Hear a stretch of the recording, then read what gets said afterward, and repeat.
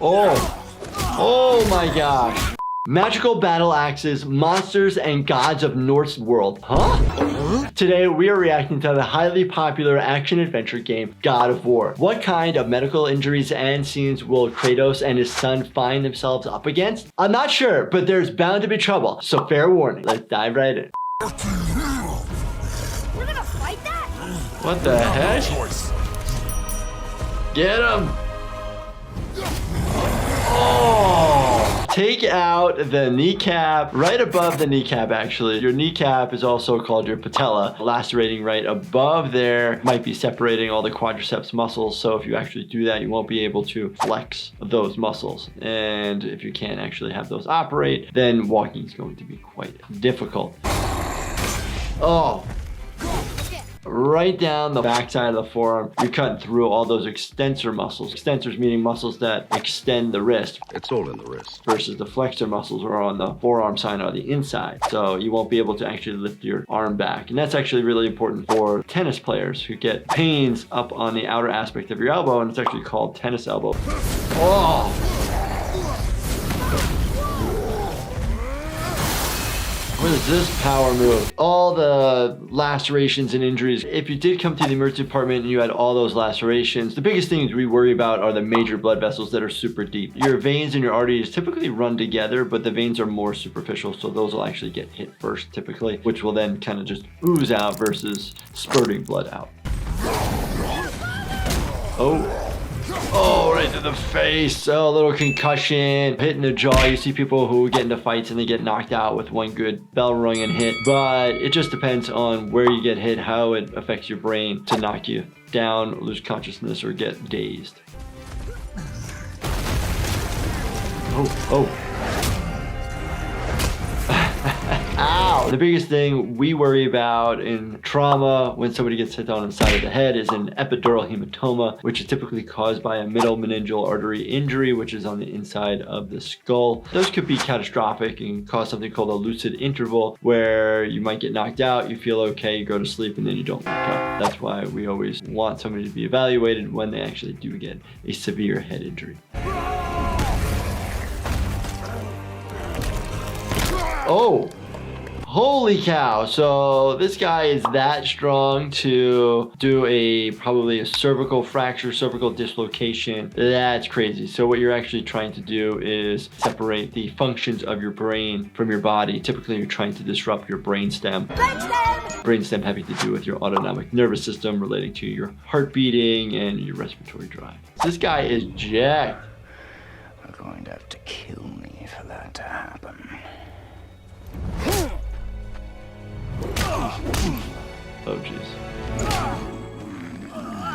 I warned you. His punches don't even hurt him. The size of his hand compared to this other guy's hand is like nothing. You know, we see people who get hit in the ribs, the abdomen. Non-medically, individuals call it like the solar plexus. We don't call it that. We call it the epigastric region. When that gets hit, you can lose your wind and have trouble breathing. And then if you get hit in the ribs, you always worry about fracturing a rib or just bruising your ribs. Every time you take a deep breath, your ribs are moving, it hurts.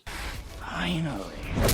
Getting hit in the face, you run the risk of fracturing your jaw. A lot of times when you get a jaw fracture, you fracture on one side and actually fractures on the other because of the amount of force that it takes. It cracks here and cracks here, so it like explodes out. Fine. He's got a nice laceration to the right cheek, very common. Right in that area, we see injuries of the infraorbital wall. I always tell patients if there's a fracture that communicates between your sinus and the orbit itself, not to sneeze. Because if you sneeze, the air that goes into your sinus actually will shoot out into the soft tissue of your face and cause all this like significant nasty swelling. And it hurts. My turn. Oh, that guy is bad. Holy cow, he just mustered up some sort of strength. They are flying around this world. If an individual falls greater than 3 times a normal individual's height, then we consider that a major trauma, and we are concerned with multiple systems that could be injured, fractures, dislocations, hematomas, contusions, ruptured organs, anything disastrous lying underneath the skin, the tissue, and underneath the bones. Okay. Pain stops real simple. Oh my gosh. He's trying to choke him out. If he would have held it longer, he might be able to make him lose consciousness, or what we call have a syncopal episode, basically decreasing blood flow to the brain or inhibiting some oxygen to his body. But typically it has to do with more strangulation on the side than actually preventing somebody from breathing. If you're holding down the major blood vessels and you're compressing everything, no blood in, out, decrease oxygen to the brain, decrease blood flow, you're gonna pass out. Oh my gosh. With all that trauma and punching somebody's face and you're hitting their mouth, you're gonna hit their teeth and cause lacerations to your hands, which then increases your risk of getting infections because the human mouth is so disgusting and dirty. If you came to the emergency department after punching somebody in the face and you hurt your hand and you have lacerations, we would potentially give you antibiotics because of the concern of an open wound with a bacteria from another human's mouth.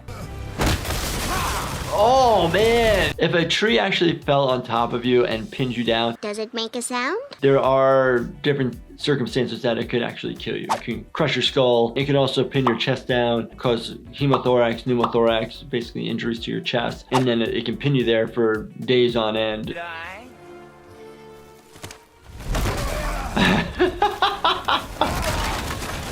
Oh!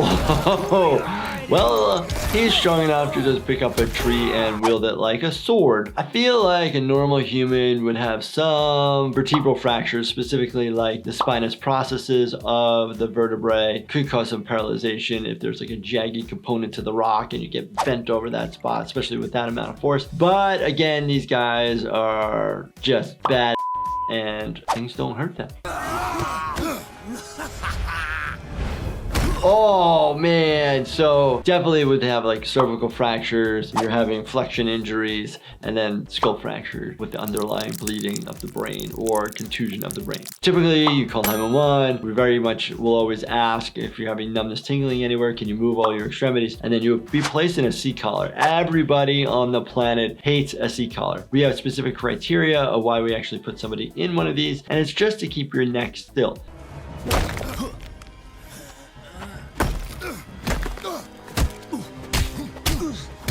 Oh my gosh. I can't imagine anything worse when you're in a fight to then being bashed the back of your head into rocks that are actually crumbling because you're getting hit so hard. Somebody's head would just literally crack open like an egg if there was that much force. Very cool. I enjoyed this. I need to check out this game. I need to play this because I want to be that guy. I want to be the guy that's got ultimate strength, healing powers, and just super cool and kick everybody's butt. Make sure you check out the merch. It's limited run, so check out the link below. Definitely check out this playlist right here. Binge watch all the videos. And as always, make sure you subscribe, turn your bell notifications on, and hit that like button for me. All right, thank you so much for watching, and stay healthy, my friends.